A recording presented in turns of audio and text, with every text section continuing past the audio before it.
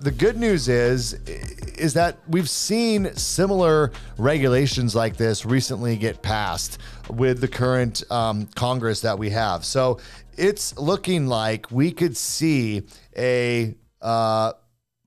this HR 2808 go into effect this year in 2025. We could see trigger leads go away. Now, the good news is there is some provisions within this proposed rule that would give some exceptions, right? So the current mortgage servicer, they could still get notified if someone was looking to refinance their loan. The originator who did the original loan could still get those leads, and any banks that might have a depository relationship with that customer.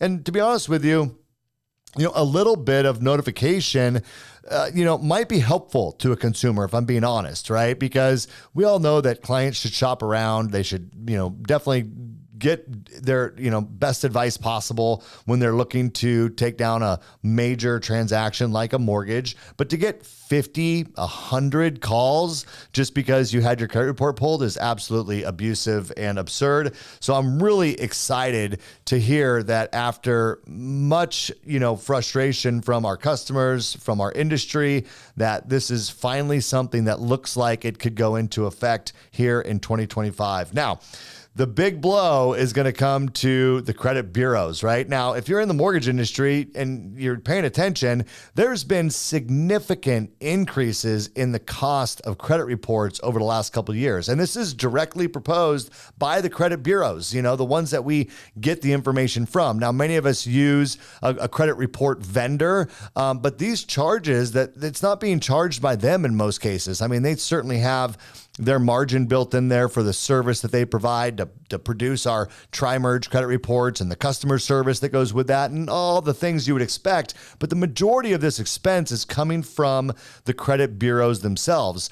And that is despite the amount of revenue that they've been making off of these trigger leads. I mean, it's reported that Experian makes millions of dollars a year selling these trigger leads. And I would assume it's the same for the other two bureaus as well. So to me, this kind of begs the question, how are they going to replace that revenue? Are we going to see further increases to the cost of credit reports? I mean, is that even sustainable? They're already so high right now. We've seen probably a 50% increase in the cost of credit reports recently. And I wouldn't be surprised if, this move has some impact on the cost of credit reports. Now, that is not being reported right now, but it just seems logical to me that if these bureaus miss out on all of this revenue, they're going to have to try to find a way to make up for it, I would think. So I think it's still very good news to get rid of the trigger leads and all the gymnastics that we do to try to avoid our borrowers from being subjected to that.